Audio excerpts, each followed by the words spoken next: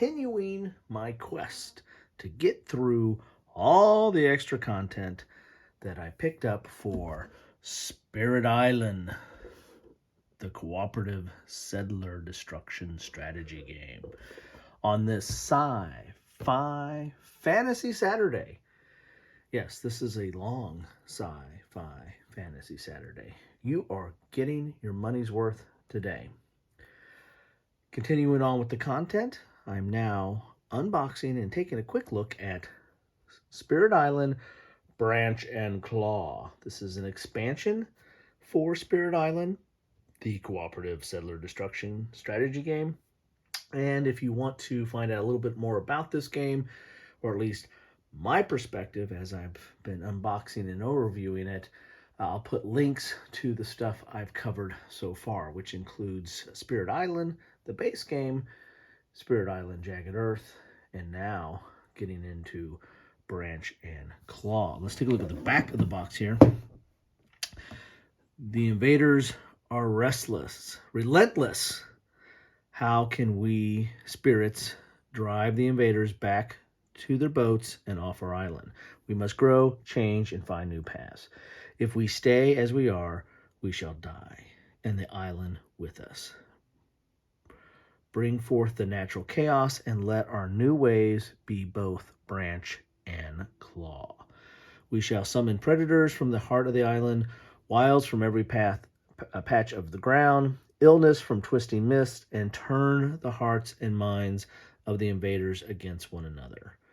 More spirits answer the call, but invaders redouble their efforts. Can you stop them in time? This is an expansion for Spirit Island. You must have the core game to play. That is this game here, which, again, I'll put a link to it. I've also covered an expansion called Jagged Earth, which I think maybe came after this one. As I said, I bought this kind of as a lot and got a whole bundle of my Spirit Island stuff. But this one might have came out before Jagged Earth, or and introduced some new concepts. You know, this whole concept of bringing forth the nature. But then again, I could be wrong. Anyway, I've got it all. I'm going to do it all in my order. So, Spirit Island, what are you doing in Spirit Island? Well, you are an island. You are spirits of an island. You are kind of the manifestation of nature and spirits and kind of the protectors of this natural world. And the invaders are, well, they're colonists. They are coming from Europe. They're Europeans that are coming over and taking over the island. And there are some local residents or indigenous residents of the island, and the invaders are, not very kind to them, and they're actually not very kind to the island. And so your job as a spirit is to get rid of them and then get them off your island. So it's kind of a reverse colonization of sorts. So these expansions are basically going to give you more stuff to play with, more spirits to interact with, and the like. Spirit Island is a cooperative game, so in most cooperative games play solitaire very easily, and this one is no different. And that's one of the reasons I picked it up, is both for its ability to play with my family, but also to play solitaire. So box here, nice lid. I mean, this stuff I'll probably end up trying to put this back in one of the boxes, either the base box or Jagged Earth. I might divide all my content between those two. We shall see. So this expansion is really just adding some more stuff. It looks like it's adding some new counters, so a little bit of new content here, which it kind of mentioned in there about getting some predators like beast of the earth and the natural environment of the island to come to your aid to fight off the colonists. So I think that's one of the concepts here. So this may very well have come out before Jagged Earth.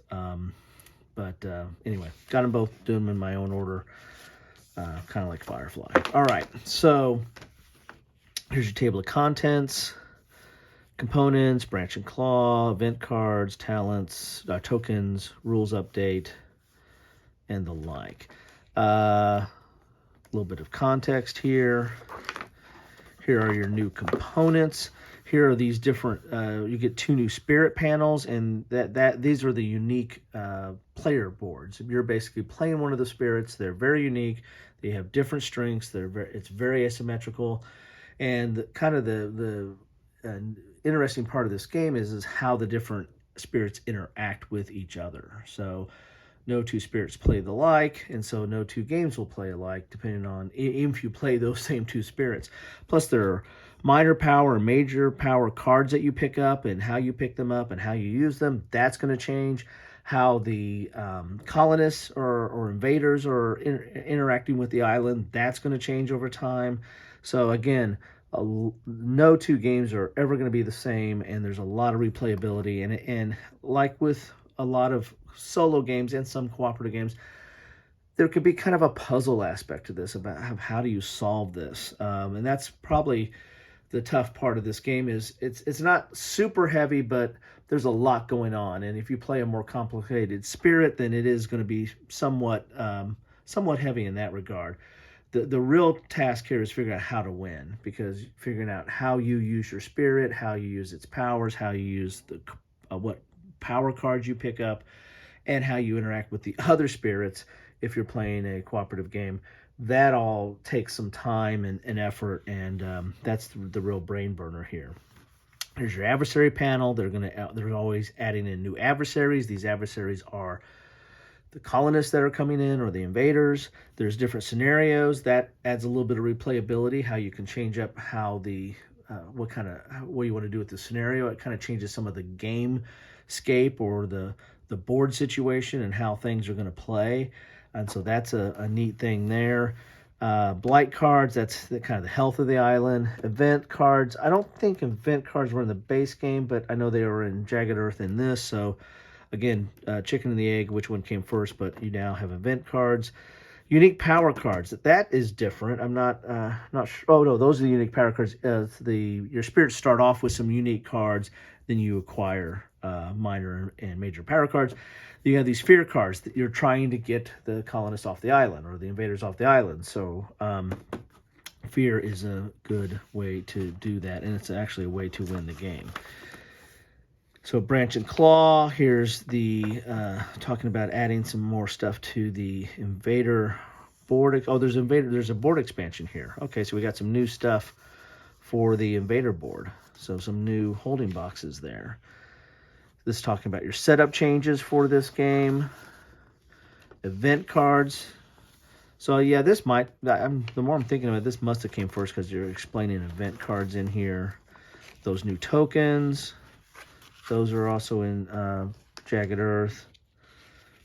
Talking about how to use those tokens. You've got Beast, you've got Disease, you've got Wilds. All these things you're trying, as a spirit, you're trying to bring to your aid to combat the invaders. And Blight is what the invaders leave behind or build up, and that will lose you the game if you let too much Blight happen out there. And the new adversary here is the Kingdom of France, a plantation colony. And you've got its adversary board there. And you got your difficulty chart, mix and matching different scenarios with different of the adversaries. And so you can kind of ratchet up your difficulty how you see fit. I mean, if you're winning easy, then you can just add up the difficulty by mix and matching scenarios and adversaries. So kind of a neat little flexibility there. Here's a glossary of some of the new terms, and then you got a little bit of a player aid here with explaining what the new tokens are, the new turn order, and aided by. So there you have it. There's your expansion rules for Branch and Claw. You've got some new tokens here, 2 pages of tokens, which are again those parts of nature that you're bringing to your aid. I'm not sure what these things are. And they are double-sided and good thickness there. Really good thickness. Okay. Then we've got a couple of new spirits here. And on the back, or on the front, whichever way you want to call it, This is Sharp Fangs Behind the Leaves. You give a little background on it, how to set up, what is play style. That's kind of a little strategy guide for this to give you some notes on it. What its complexity is. This is moderate, and then what it does well. Defense, control, fear. Offense, control, fear, defense, and utility. So gives you a little bit of feel like what this does and what you're going to be doing during the game. And then this is the player board side. This is what's going to be up during the game. Your different actions, your growth actions, your presence. When you pull these off, you gain more powers and get access to more cards and what have you. Any special rules and any innate powers on here as well. Then you get another spirit here. Keeper of the Forbidden Wilds. This is really good on offense and not too bad on defense. So interesting combination there. And okay on utility. Its only weakness really is kind of fear there. So, and here's the player board side, your growth action, your presence when you pull stuff off and put presence on the board, what benefits you get there, and the innate powers and special rules. And these are really thick boards as well. Here are the Adversary and the Scenarios. Take a look at those. As I said, each one of the all the expansions to this, or at least the ones that I've seen so far have gotten in this set, all add a new con. Either add spirit. Well, so far they all add spirits. They all add adversaries. They all add scenarios. So you're all getting new stuff all along here. So there's the Kingdom of France, difficulty level, how you set that up. And there is where France is located if you don't know your geography. And then the scenarios here are powers long forgotten, rituals of the destroying flame, second wave, and ward the shores. So you got a little scenario here and how you set everything up and what the difficulty is on there. You got a little difficulty. This is 2. This is looks like it's random or ratcheted up difficulty 3, and then difficulty 1 with an asterisk. A little bit of warping on these. It's kind of weird. There's a little W going on there, but I'm sure that will flatten out over time. Then we've got some other stuff in here. Looks like we have, this is that extension board for that adds on these new counters. For those new elements that you're bringing into your side and using here. And plus you got an events card place here as well. A place to put your scenario and a place to put your adversary. That's kind of nice. That's so now you have a place to put that on this board. So yeah, again, the more I look at this, I think this must have came first. So anyway, there you go. A new board there mounted. Got some baggies here. Normally you get a bag of baggies. Now we just got 3 baggies. And we get some more cards here, which are probably going to be some new. You're going to have the unique powers for those 2 new spirits. And you're going to have minor and major powers to choose from. And again, during the course of the game, those powers are going to come available. And they have different costs. And you use energy to buy them. And again, that's going to change up the game dramatically when you add new powers on there. So here are the major powers. A little bit of warping to this set. Kind of interesting there. These cost more, and the powers are going to be fast and slow. Blue and turtle are slow, which means they come after the invaders or the colonists. And then the reds are fast, and so they go before. Now there's a 9 cost there, so that's a big one, big cost there. And they these affect the game. So as you build these out and use these, and when you use these, and which ones you buy and all that, it really affects the game. When you buy a major power, you've got to discard one of your current powers, whether that's major, minor, or what have you. Here's some event cards here. So that's kind of a new thing that I don't recall that being in the base game. So you got some events that changed the game up. Fear is good for you. It's not the mind killer because, well, it is the mind killer for the colonists. You're trying to get rid of them. And so fear helps you out and helps you win the game. let's look at these second set of cards here. And what we have here is Healthy Island. So this is, deals with the status of the island, and there's so much blight, and then if so much blight gets on the board, then the island's going to be blighted island, and there's different ongoing effects that affect the island depending on its situation. Again, you do not want blight on the island. The colonists or invaders bring a lot of that along with them, and the more stuff they build and expand, you're going to have more blight, and you can lose the game. Here is player aid, talking about events and tokens. So a little bit of player aid cards there. And then we have the unique card. So this is the starting hand or starting cards for those two spirits that you get in here. And then you get into the minor and major powers. There's some more major powers and then minor powers. And you see the minor powers are set up just like the major powers, but the cost is different. They're both fast and slow as well. They give you these element resources which help you fuel your special abilities or your innate powers there. So you need 2 yellow, 1 orange, and 2 green. So you're going to get that off of these cards here. But more importantly, they have special abilities and how what you can do with it. You have the speed, you have the range, and you have the target land that it can be in. Like this one could be any, right? So, and the range is usually from your presence. So anyway, there you have it. The minor powers. That is what you get in a box of Branch and Claw, which I think is. I'm thinking that it's introducing these natural type elements now, or these natural abilities or allies, so to speak, these tokens to come into play and to help you battle off the colonists or invaders, or I can't remember what they're called.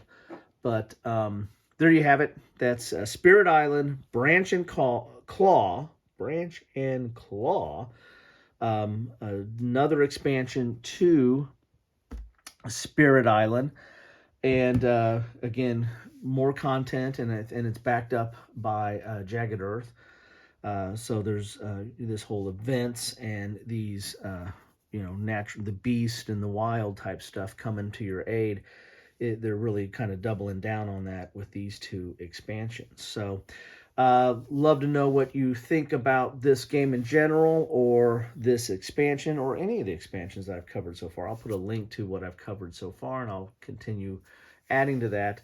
Again, if you look at my first video, I show that I've got a relatively good-sized bundle, trying to get through it all on Sci-Fi Fantasy Saturday.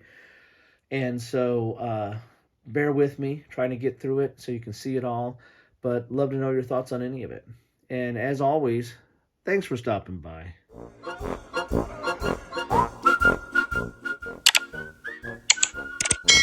Thanks for watching.